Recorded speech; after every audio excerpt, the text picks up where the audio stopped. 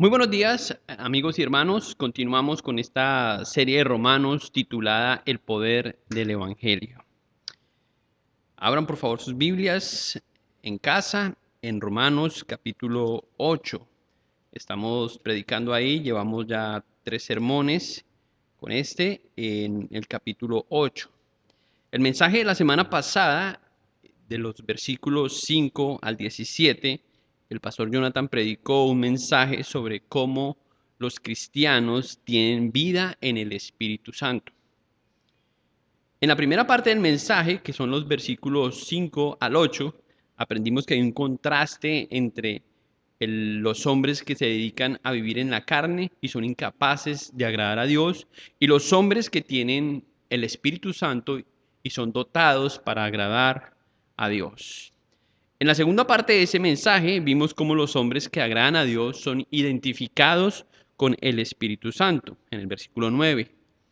Y en la última parte del mensaje, los versículos 10 al 17, donde el pastor Jonathan pasó un poco más rápido, él nos ayudó a ver las obras del Espíritu Santo en la vida del creyente. Como vimos, fue un texto bastante largo. Charlando esta semana un poco con él, decidimos retomar algunos de estos versículos. Y la razón por la que lo hicimos es porque vemos que este pasaje debe ser bien entendido y sobre todo bien practicado. Vemos muchísimas razones por las cuales debemos detenernos y pensar cómo debe vivir el cristiano con relación al Espíritu Santo y a su pecado. Entonces, lo que vamos a escuchar hoy puede considerarlo la segunda parte del mensaje que él predicó. Y yo lo retitulé, este mensaje, lo retitulé Vida en el Espíritu y muerte al pecado. Aunque el pastor Jonathan nos ayudó con muchas preguntas para evaluar nuestra relación con el Espíritu Santo, es posible que algunas personas todavía se estén preguntando cómo sé si estoy viviendo en el Espíritu o no. Vamos a tomar 3 de las 5 obras que él mencionó para analizar las dos realidades de estas obras del Espíritu Santo. Y quiero que me acompañen nuevamente entonces al texto, iniciando esta vez la lectura desde el versículo 12 al versículo 17. Y una vez hayamos leído estos versículos, también quiero que me acompañen en una breve oración. Dice el Señor de esta forma: Así que, hermanos, deudores somos, no a la carne para que vivamos conforme a la carne, porque si vivimos conforme a la carne, moriréis. Mas si por el Espíritu hacéis morir las obras de la carne, viviréis. Porque todos los que son guiados por el Espíritu de Dios, estos son hijos de Dios.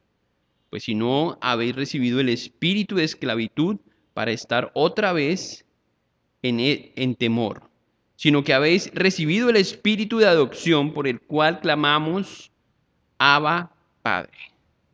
El Espíritu mismo da testimonio a nuestro espíritu de que somos hijos de Dios.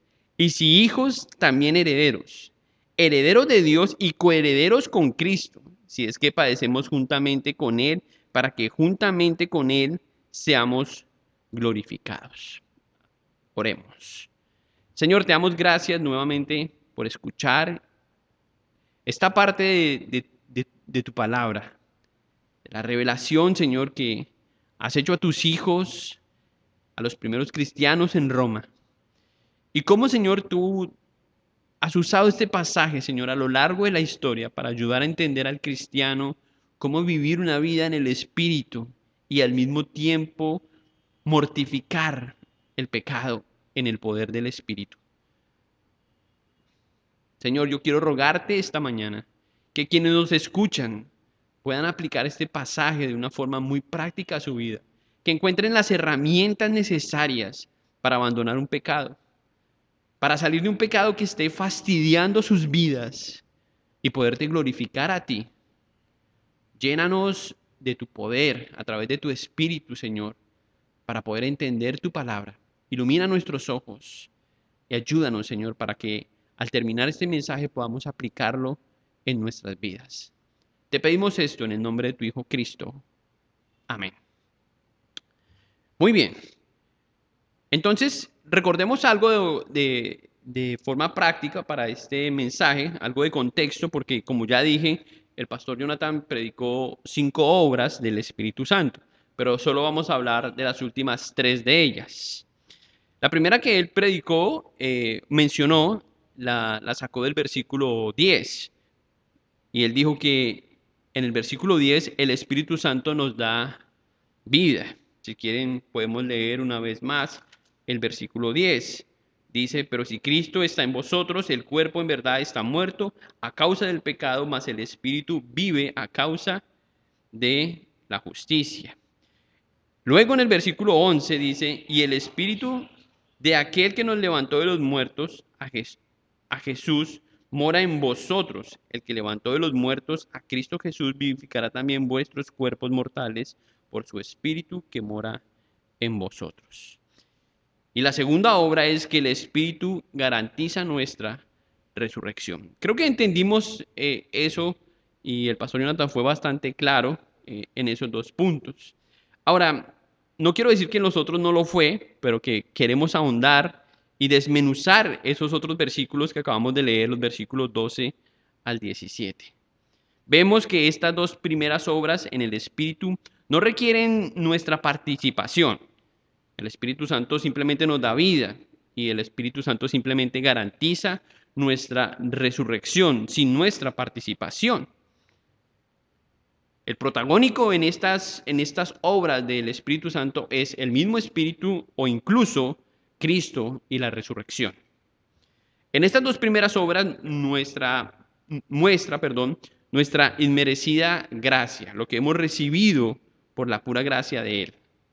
Ahora, en las 3 obras que siguen, vamos a ver la participación del hombre. Es decir, que en los versículos 12 al 17 vemos 3 obras en las que el Espíritu Santo obra, pero también nosotros trabajamos con Él en estas obras que Él hace en cada uno de nosotros. Vamos a mirar eso. Vamos a leer primero el versículo 12 y el versículo 13, ahí en el capítulo 8. Dice nuevamente, así que hermanos, deudores somos, no a la carne, para que vivamos conforme a la carne, porque si vivís conforme a la carne, moriréis, mas si por el Espíritu hacéis morir las obras de la carne, viviréis. Qué importante es saber lo que Pablo está diciendo en estos 2 versículos. Y yo creo que podríamos sacar incluso otro mensaje solamente de estos 2 versículos y ahondar en todo lo que significan estas verdades. Y lo digo con mucho dolor esta mañana porque vemos tantas personas a diario estancadas por el pecado, vidas de cristianos arruinadas por el pecado porque no saben cómo enfrentar el pecado, no saben cómo vivir la vida en el Espíritu y cómo mortificar el pecado. Y por eso este pasaje es tan importante. Por eso lo que Pablo dice a los cristianos tiene que redundar en gloria para nosotros, para que nosotros aprendamos a vivir como el Señor quiere. Recordemos que él había titulado esta verdad, el Espíritu nos capacita para hacer morir a las obras de la carne. Así fue como el pastor Jonathan la semana pasada presentó esta obra del Espíritu. Y lo primero que observamos nuevamente en estos 2 versículos es la condición humana no regenerada haciéndole contraposición a la nueva condición espiritual que tenemos. Eso es lo primero que notamos ahí en estos 2 pasajes, en estos 2 versículos. Y Pablo ya había dicho tajantemente que la paga del pecado es la muerte. ¿Para cuál condición? Para la condición no regenerada. Habla que en la naturaleza espiritual debe hacer morir las obras de la carne. La pregunta que deberíamos hacernos es, ¿cómo nos capacita el Espíritu para hacer morir las obras de la carne? Porque ahí lo dice en el versículo 12. Así que hermanos, deudores somos, no a la carne, para que vivamos conforme a la carne, porque si vivís conforme a la carne, moriréis, mas si por el Espíritu hacéis morir las obras de la carne. Ahora, como vemos ahí, necesitamos entender cómo es esta capacidad que nos da el Espíritu para mortificar las obras de la carne. Antes de contestar esta pregunta, espero que hayan notado que Pablo dice que el Espíritu nos capacita a nosotros, es decir, que nos da la responsabilidad del Espíritu. Quiero que entendamos esta parte bien. Esto no quiere decir, leamos una vez más el versículo, así que hermanos, deudores somos no a la carne para que vivamos conforme a la carne, porque si vivís conforme a la carne, moriréis, mas por el Espíritu hacéis morir las obras de la carne.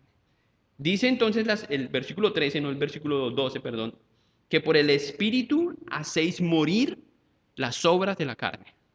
Ahí vemos que es el Espíritu que nos da la capacidad a nosotros de poder morir a esas obras de la carne. Pero no que es el Espíritu quien mata las obras de la carne.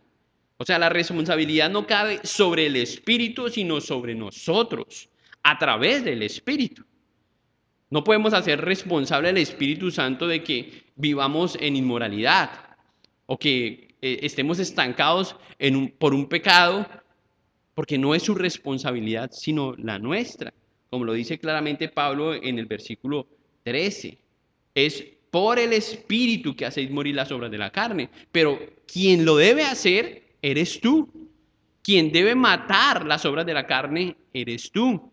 Quien detienes el pecado, eres tú. Ahora, esto es importante entenderlo porque si uno, como decía el pastor Jonathan la semana pasada, si uno toma el pecado de forma trivial, ¿qué va a pasar?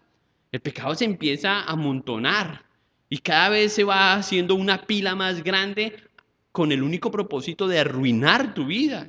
Y si tú ignoras eso, tarde que temprano este peso te va a aplastar. Entonces no podemos simplemente tomar esto trivialmente. Ahora, en el versículo 12, en la nueva versión internacional dice, debemos ser, aquí dice debemos ser consecuentes. Déjeme leer otra vez el 12. Dice, así que hermanos, deudores somos, no a la carne, para que vivamos conforme a la carne.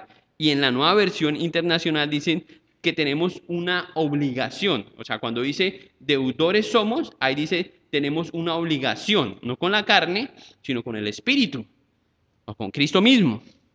Y me gusta esa idea de las obligaciones que tenemos. Porque a veces dejamos esto como si fuera simplemente una opción. La opción de vivir controlados por el Espíritu Santo y mortificar el pecado, o más bien la obligación de hacer algo. Y esto me hizo pensar en una de las formas que tienen los bancos en Colombia para mirar la responsabilidad de una persona. ¿Qué hacen ellos? Ellos revisan su score o puntaje de datos en su base de datos. Esto lo hacen en Datacrédito o en Sinfín, en alguna de esas compañías. Y su buen comportamiento en los años de deudor le pueden dar una buena hoja de vida. A mayor puntaje se puede considerar un cliente de bajo riesgo. Esto quiere decir que las personas más comprometidas con sus obligaciones son las personas de menor riesgo. Son los que seguramente tienen más capacidad de endeudamiento. ¿Qué estamos diciendo aquí? Estamos diciendo que una persona tiene que ser capaz de entender su responsabilidad como deudor.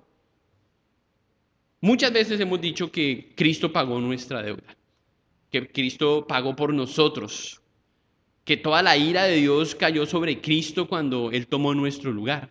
Ese es el pago de Cristo por nuestros pecados. Y si bien es cierto que Él pagó nuestra deuda, nosotros somos deudores suyos.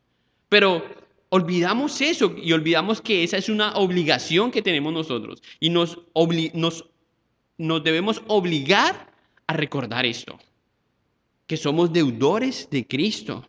Que aunque usted y yo no hayamos pagado nada por nuestra salvación, sí costó. Y fue un costo altísimo que usted ni yo, ni usted ni yo podemos pagar. Lo mismo sucede con la vida cristiana, con las personas más comprometidas. Cuando una persona está comprometida con la deuda que pagó Cristo en su favor, esa persona tiene menos riesgos de vivir en las obras de la carne. Pero si esa persona no está comprometida con la obra de Cristo, pues esa persona tiene muchos más riesgos y seguramente es más susceptible a vivir bajo la carne. De hecho, los que logran mejor puntaje en Credibanco o en esas compañías no son los que tienen menos deudas, sino los que más deudas tienen y son más responsables. Y me hace pensar en otro pasaje bíblico. Al que más peca, más se le perdona. Y eso nos ayuda a entender que somos deudores de Cristo. Y esa es nuestra obligación. Entonces, cuando decimos que el Espíritu nos capacita para hacer morir las obras de la carne, debemos entender al mismo tiempo que somos deudores de una obra que Cristo pagó en nuestro lugar y que tenemos nosotros la responsabilidad entonces de hacer morir las obras de la carne porque tenemos una deuda con Cristo. Eso es algo que nos puede ayudar significativamente. Si somos deudores del Espíritu y no de la carne, entonces estamos obligados a vivir para Cristo y no simplemente dejarlo como una opción. Entonces, el Espíritu nos hace conscientes de nuestra deuda para morir a las obras de la carne. En la teología de Pablo, las obras de la carne tienen nombre propio. Observemos lo que él dice en Gálatas capítulo 5, los versículos 19 al 23, porque él enumera ahí, o no las enumera, pero las llama por su nombre las obras de la carne. Y dice de esta forma: y manifiestas son las obras de la carne, que son adulterio, fornicación, inmundicia, laxivia, idolatría, hechicería, enemistades, pleitos, celos, iras, contiendas, disensiones, herejías, envidias, homicidios, borracheras, orgías y, por si falta otra cosa, cosas semejantes a estas, acerca de las cuales os amonesto, como ya los he dicho antes, que los que practican tales cosas no heredarán el reino de Dios. Y luego hace el contraste, mas el fruto del Espíritu es amor, gozo, paz, paciencia, benignidad, bondad, fe, mansedumbre, templanza, y contra tales cosas no hay ley. Lo que quiero es que veamos que esas 18 obras de la carne que menciona Pablo aquí a los Gálatas, que corresponden a la naturaleza pecaminosa, necesitan ser mortificadas cada día. Y que el Espíritu Santo te capacita para mortificar esas obras. Ahora, puede usted estarse preguntando todavía, ¿y cómo hago eso? Una cosa que leí, no sé si fue de un puritano, John Owen, o de otra persona, no recuerdo exactamente quién fue, es que debemos arrastrar cada una de nuestras obras de la carne a los pies de la cruz. Y yo no sé si usted me está entendiendo lo que estoy diciendo, pero vamos a tomar un ejemplo de algo que tiene que ver con eso. Por ejemplo, si usted es propenso a la ira, a irarse, o bueno, coja otra obra de la carne de la lista que acabamos de mencionar, ¿sí? Si no es la ira, los pleitos o las contiendas. Supongamos que en este caso usted es propenso a la ira. Entonces, antes de airarse, usted está en la escena, está a punto de sulfurarse, y usted tiene que traer a su mente la imagen de la cruz.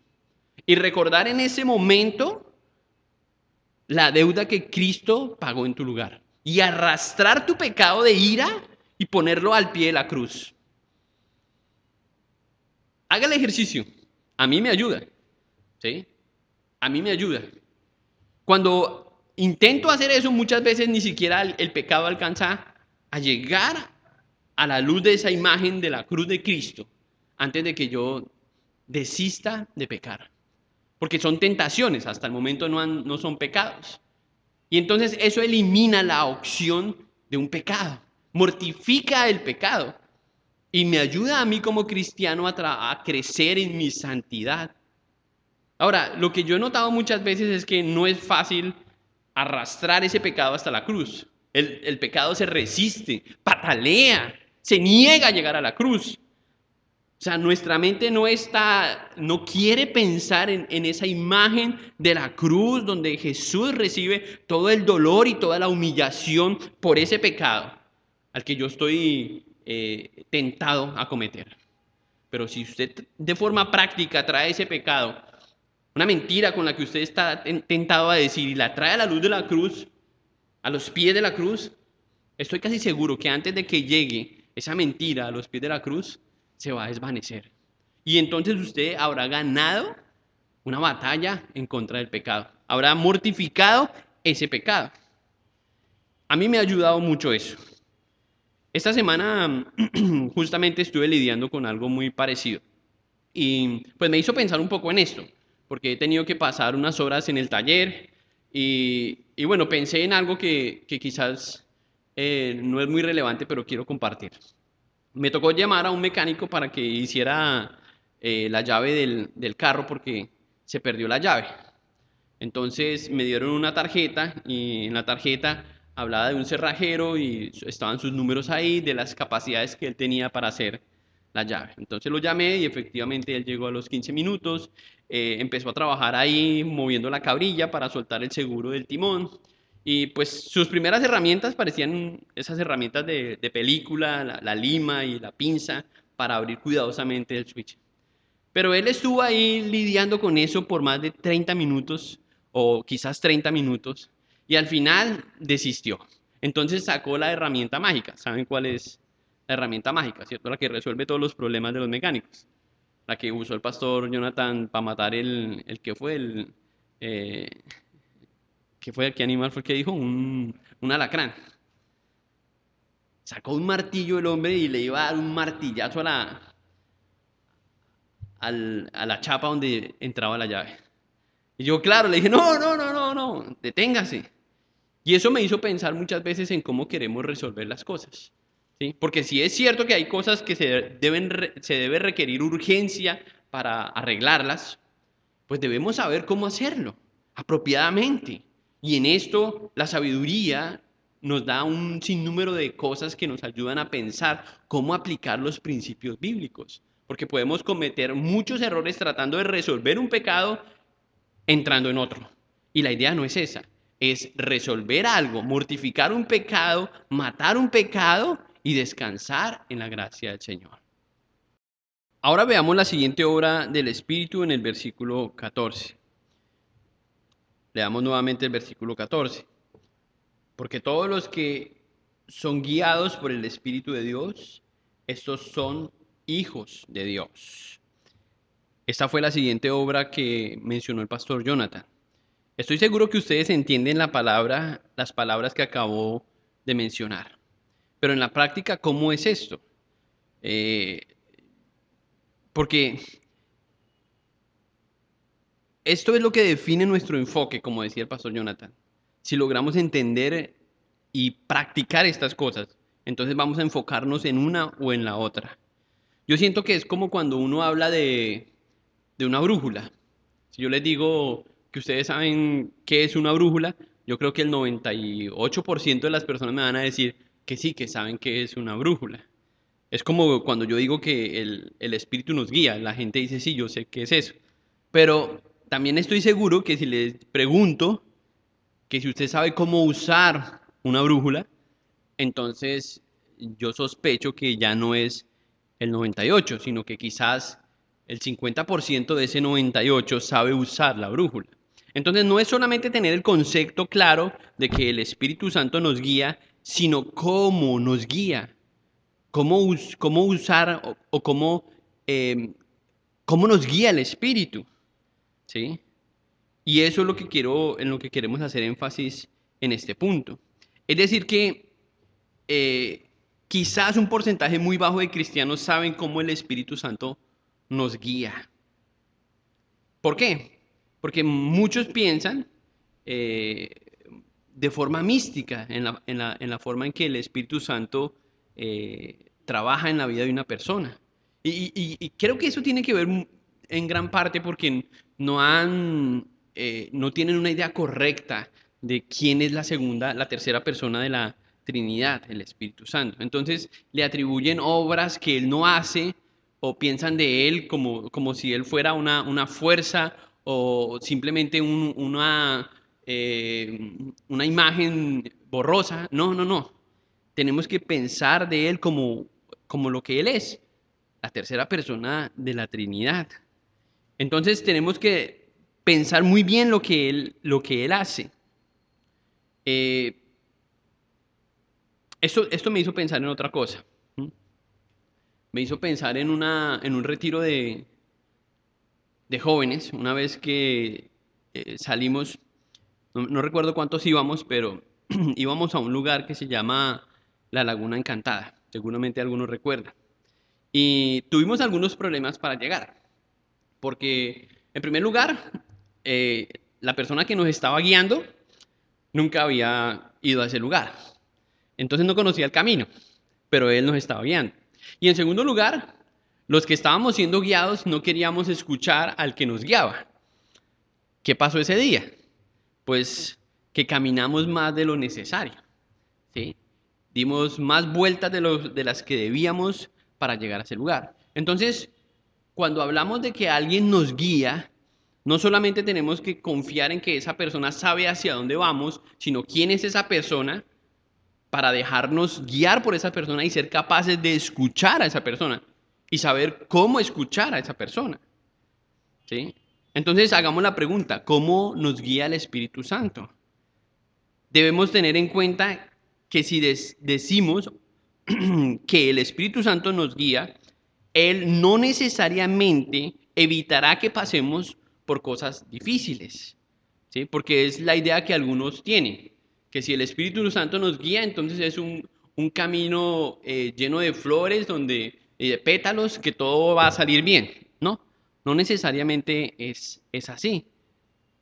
El Espíritu Santo nos va a guiar y muchas veces nos va a conducir directo a donde tenemos que ir, aunque no estemos de acuerdo, ¿sí? Lo que sí puede hacer el Espíritu Santo es que garantiza que sea el camino correcto. Ahora, si recuerdan esto, bueno, cuando digo que el camino correcto hacia la santificación. Si recuerdan esto, Jesús también fue guiado por el Espíritu Santo cuando él entró al desierto para enfrentar a Satanás. Ahí en Mateo capítulo 4 dice que el Espíritu Santo lo guió al desierto. ¿Sí? En la naturaleza humana de Jesús, Jesús fue la persona más controlada por el Espíritu Santo, la persona que mejor se dejó guiar por el Espíritu Santo. Y este es un ejemplo de eso. ¿Y cómo lo hizo? Parece sencillo, pero requiere desarrollar esa sensibilidad, esa habilidad de escuchar cada vez con más facilidad al Espíritu Santo. Y me hace pensar en otra serie que predicamos hace un rato acerca de Apocalipsis, o de las 7 iglesias en Apocalipsis. No sé si lo han notado, pero Juan, después de cada mensaje que él le da a las iglesias en Apocalipsis, él termina diciendo a los creyentes, el que tiene oídos, que oiga lo que el Espíritu dice a las iglesias. Es algo curioso. Y Pablo también vincula esta idea de ser guiados por el Espíritu Santo al escuchar al Espíritu Santo con la palabra de Dios. En el capítulo 10 de Romanos, el versículo 17 dice, así que la fe es por el oír y el oír por la palabra de Dios. Y escuchen lo que dice Pedro en su segunda carta, en el capítulo 1, en el versículo 21. Porque nunca la profecía fue traída por voluntad humana, sino que los santos hombres de Dios hablaron siendo inspirados por el Espíritu Santo. Entonces sería lógico decir o pensar que la forma correcta en la que el Espíritu Santo nos está guiando o nos va a guiar es escuchando a Dios a través de su palabra. Algo muy sencillo. Pero pensemos, ¿cuándo fue la última vez? No le estoy preguntando cuándo fue la última vez que usted leyó la Biblia, sino cuándo fue la última vez que usted escuchó a Dios a través de la lectura bíblica. ¿Ve la diferencia? Porque uno de los problemas, creo, en este ejercicio, en esta disciplina espiritualmente, es que muchos de nosotros nos acercamos a la palabra de Dios como si estuviéramos leyendo cualquier libro, ¿sí? Y se nos olvida quién es su autor. Y en esto el Espíritu Santo participó. Él inspiró la palabra de Dios. Y lo hizo con la finalidad de podernos guiar a través de la misma palabra de Dios. Es decir, a través de la palabra de Dios es que Él nos está guiando, nos quiere guiar. Pero cada vez que alguien me cuenta una lucha que tiene con el pecado, un problema que está pasando a su vida, yo hago esta pregunta. ¿Y qué le está diciendo Dios en su palabra? No, pastor, es que lo que pasa es que no he tenido tiempo porque es que me trasnoché y me acosté tarde y siempre hay una excusa. Siempre hay una excusa. Queremos que Dios nos guíe, queremos escuchar a Dios, pero no tenemos la suficiente paciencia y amor por la lectura para escuchar el Espíritu de Dios hablando a nuestra alma a través de su palabra. Ese es uno de los problemas por los que estamos tomando malas direcciones. Ese es uno de los problemas porque nos desviamos del camino. Ese es uno de los problemas por los que andamos más de lo que debemos, porque no somos sensibles y no nos tomamos el tiempo para escuchar a Dios. Es a través de la palabra de Dios que el Espíritu Santo obra en nosotros. Hemos, y no nos vamos a cansar de decir eso como disciplina espiritual, que debemos incluir la lectura, pero no puede ser una práctica ordinaria, debe ser una práctica espiritual en la que usted requiere apartarse de sus hábitos cotidianos, sacar un tiempo entre usted y Dios a solas. Pero muchos están leyendo la Biblia mientras van de camino al trabajo o mientras se cepillan los dientes. O sea, leen un versículo ahí en el app que tienen para simplemente chequear que ya hicieron algo. Y ellos esperan en realidad que Dios los guíe de esa forma. ¿Cuál es el tiempo de calidad que usted pasa escuchando a Dios? ¿Cómo espera usted que el Espíritu de Dios lo guíe cuando usted no le está dando el suficiente espacio para que Él le hable? Hermanos, tenemos que regresar a la Biblia y regresar de nuevo a pensar que el Espíritu de Dios está ahí dispuesto a mostrarnos, a revelarnos su palabra. Es a través de la palabra de Dios que el Espíritu nos convence de pecado, de juicio, de verdad. Él usa su palabra. Esto no ha cambiado ni va a cambiar. No es a través de las redes sociales que Dios nos va a hablar. No. Si usted incluso está escuchando este mensaje, en este mismo momento usted está luchando para no distraerse de poder escuchar la palabra de Dios. O quizás solamente en este punto he captado su atención.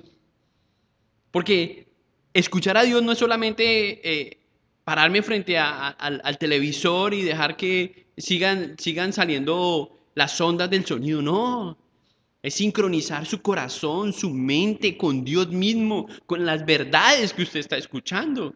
Y eso requiere la ayuda del Espíritu para que Él lo guíe hacia Dios. Y es la única forma, es el único camino en que usted va a poder mortificar el pecado. Es la única forma en que usted va a poder seguir avanzando en su vida cristiana en la ruta de la santificación. Un cristiano no puede perder esa disciplina. El Espíritu Santo convencerá al mundo de pecado, de justicia y de juicio. Juan capítulo 16, versículo 8. ¿Por qué no hace esto? La próxima vez que usted lea la Biblia, hágase algunas de estas preguntas. O si puede, haga las 6. Primero, cualquier pasaje, ¿hay un mandamiento que obedecer? ¿Hay un ejemplo que seguir? ¿Hay una promesa a la que yo pueda aferrarme en lo que yo estoy leyendo? ¿Hay un pecado que yo pueda evitar en esta lectura? ¿Qué me enseña este pasaje acerca de Dios? ¿Qué me enseña este pasaje acerca de mí? Preguntas que usted puede hacerse. Le aseguro que si usted tiene una, dos, tres o seis preguntas como estas o cualquier otras, va a encontrar respuestas en Dios y va a escuchar a Dios y va a ver cómo Él lo guía a usted a hacer o dejar de hacer cosas que no le agradan a Él. Esta es la forma correcta en que podemos ser guiados por el Espíritu de Dios. Entonces, aquí encontramos la otra obra que el Espíritu Santo hace. Pero Él no la va a hacer si nosotros no estamos sincronizados, alineados con la voluntad divina de Dios y estamos listos para escucharle. Recuerde lo que dice Juan, el que tiene oídos, que oiga lo que el Espíritu dice a la iglesia.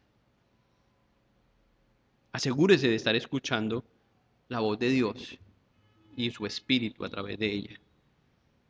Ahora terminemos con los versículos 15 al 17, la última obra.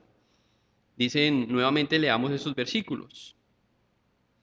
Pues no habéis recibido el espíritu de esclavitud para estar otra vez en temor, sino que habéis recibido el espíritu de adopción por el cual clamamos, Abba Padre. El espíritu mismo da testimonio a nuestro espíritu de que somos hijos de Dios, y si hijos también herederos de Dios y coherederos con Cristo, si es que padecemos juntamente con Él, para que juntamente con Él seamos glorificados. La última obra entonces que el pastor Jonathan mencionó la semana pasada es que el Espíritu nos hace herederos. ¿Y cómo participamos nosotros en esa obra del Espíritu?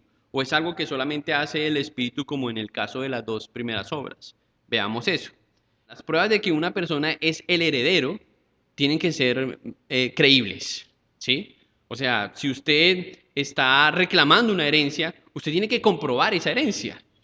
Usted no puede decir simplemente que, no, es que yo soy el heredero de fulano. No, tiene que haber evidencia de eso.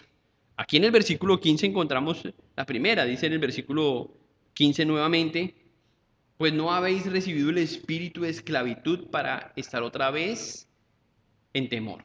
Una de las evidencias que podemos ver ahí en el versículo 15 es que ya no somos esclavos al temor que nos producía a nosotros el vivir bajo el pecado, controlados por el pecado, porque no estamos esclavizados otra vez al pecado. Entonces, una de las evidencias de que somos herederos la encontramos ahí en ese versículo, ¿sí? Aquí en ese versículo tenemos nuevamente que buscar una mejor traducción, porque la segunda vez que menciona el Espíritu, nuevamente lo hace con minúscula cuando debería ser con mayúscula, ¿sí? Y simplemente porque dice, está hablando del Espíritu Santo. Dice, sino que habéis recibido el Espíritu de adopción por el cual clamamos Padre, y ese es el Espíritu Santo. Entonces, la evidencia es que ahora tenemos el Espíritu Santo. Y ya habíamos escuchado a Pablo decir eso. Si tienen el Espíritu Santo son de Dios, si no lo tienen, pues no son de Dios. Entonces, esa es una evidencia. Pablo también lo menciona en Gálatas 4:4. Escuchen cómo dice Pablo a la iglesia en Gálatas. Pero cuando vino el cumplimiento del tiempo, Dios envió a su Hijo nacido de mujer, nacido bajo la ley, para que redimiese a los que estaban bajo la ley, a fin de que recibiéramos, escuchen, la adopción de hijos. Y por cuanto sois hijos, Dios envió a nuestros corazones el espíritu de su Hijo, el cual clama, Abba, Padre. Es el Espíritu de Dios en nosotros el que nos permite ser adoptados por Dios y al mismo tiempo clamar juntos, Abba, Padre. Es decir, nos permite tener esa misma relación de Cristo con Dios. Esto es algo glorioso, porque tener esa condición de hijos con Dios o con Jesús, perdón, y decir y poder decir juntos Abba Padre o Papito, que es como se traduce esa palabra en arameo, Papito, muestra algo de su relación personal con con su papá, con su creador. Entonces el espíritu de adopción nos fue otorgado y nos fue otorgado simplemente en reemplazo del espíritu de temor que impedía libremente llamar a Dios Padre o Abba Padre, ¿sí?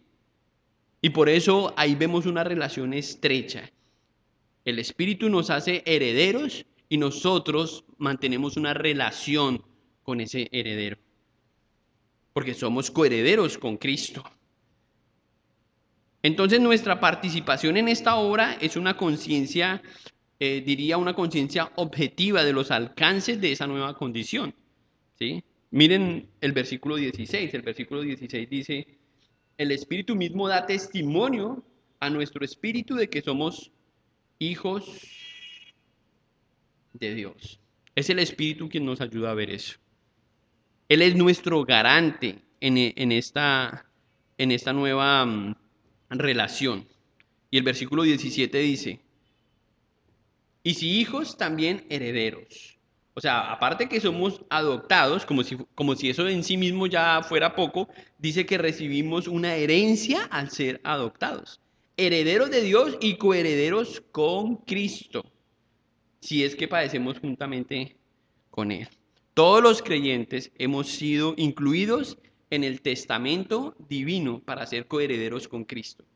Él recibe la mayor parte para compartirla con nosotros. Yo estaba pensando en eso porque cuando mi papá falleció, él nos dejó una pequeña herencia a nuestros hermanos y a mi mamá. Y mi mamá recibió la mayor parte de esa herencia y nosotros fuimos coherederos con ella. Pero una de las cosas que yo pensaba cuando recibía ese dinero era cómo podría yo honrar bien a mi papá. Porque yo sentía que ese dinero representaba las obras de mi papá, lo que mi papá había hecho por nosotros, todo el esfuerzo que él hizo en vida y trabajó por nosotros. Entonces yo quería que esa herencia que recibimos fuera honrada. Y ahí es cuando nos convertimos en verdaderos herederos, cuando honramos lo que inmerecidamente hemos recibido. Pero muchos creo que no hemos entendido esto de la herencia, de que somos herederos o coherederos con Cristo. No entendemos eso. Y al no entender esto, creemos simplemente que tenemos la libertad para vivir de cualquier forma y podemos usar lo que tenemos de cualquier forma. No, creo que no hay algo que no hemos entendido. Y en la última parte del versículo, creo que del versículo 17, nos ayuda a ver un poco mejor eso. ¿Sí? Miren el versículo 17, la última parte. Después de coherederos con Cristo, dice, si es que padecemos juntamente con Él, para que juntamente con Él seamos glorificados. O sea, los coherederos no solamente estamos dispuestos a lucrarnos, digamos, de esa herencia, sino que también deberíamos estar dispuestos a sufrir esos padecimientos por Cristo. Y yo estaba pensando en esto de los padecimientos, que no es el calor ni la falta del agua, no habla de esos padecimientos. Yo creo que más tiene que ver mucho más incluso con los padecimientos que tiene que pasar el cristiano en el momento de mortificar su pecado, porque eso sí, tenemos que decir que el pecado nos pone a prueba. ¿Sí? Las tentaciones nos ponen a prueba. Y padecemos muchas veces con ciertos pecados que nos toca lidiar y tenemos que insistir para que esos pecados no tomen ventaja en nosotros y poder matar ese pecado como debería ser. Entonces, claro, aquí podríamos incluir otras ideas acerca de juntamente con Él, para que juntamente con Él seamos glorificados. De cómo sus herederos estamos dispuestos con Él a ser glorificados. Y yo, bueno, voy a dejar esto para el siguiente mensaje porque es como una transición que viene ahí con los versículos 18 en adelante que nos ayudan a pensar en el futuro. Pero pensemos nuevamente, ya para terminar con esta idea, cómo el Espíritu nos hace herederos y cuál es nuestra participación. Como hijos de Dios, coherederos de todas las bendiciones que tenemos en Cristo, deberíamos nosotros tener una vida que imite la vida de Jesús. Si un creyente no está dispuesto a sufrir por su Señor, yo creo que tenemos que pensar muy bien. En Mateo 5:10 dice, bienaventurados los que padecen persecución por causa de la justicia, ¿sí? Porque de ellos es el reino de los cielos.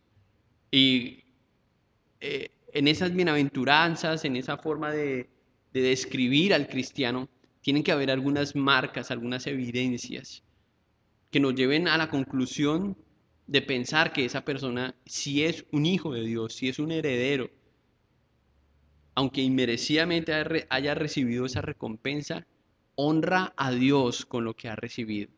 Y no hay una mejor forma de honrar a Dios con lo que hemos recibido que mortificando nuestro pecado y creciendo en santidad para su gloria. Esa Creo que es la mejor forma de honrar a Dios con lo que Dios ha hecho por nosotros. Y por eso, como dice John Piper en todos sus escritos y en sus predicaciones, tenemos que aprender a vivir pensando en esa gloria futura.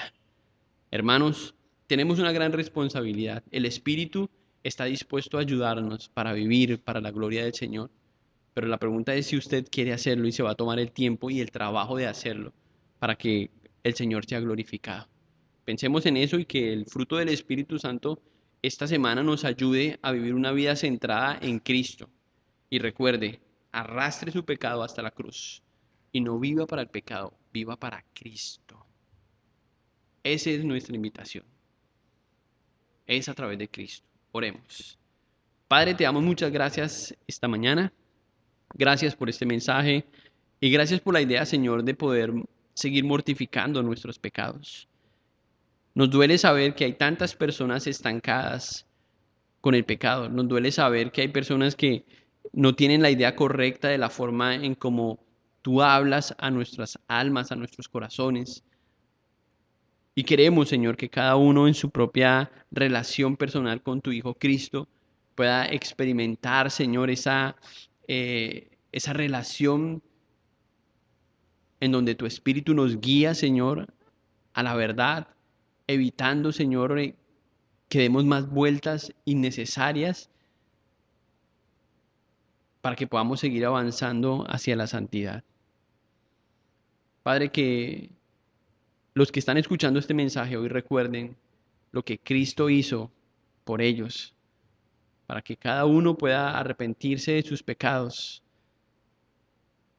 y a diario, Señor, podamos ir matando, Señor, nuestro pecado y aceptando que somos herederos para vivir honradamente para ti, para honrar la obra que tu Hijo Cristo hizo en nuestro lugar. Te damos gracias por esta mañana. Bendice, Señor, a cada uno, Señor, en el resto del día. Te lo pedimos en el nombre de Jesús. Amén. Hermanos, nuevamente muchas gracias por acompañarnos. Si pueden compartir este mensaje, compártanlo. No dejen de seguir orando por nuestro regreso a este lugar, que pronto deseamos que sea así, que nos encontremos aquí para tener comunión y adorar a nuestro Dios. Dios les bendiga. Una feliz tarde a todos.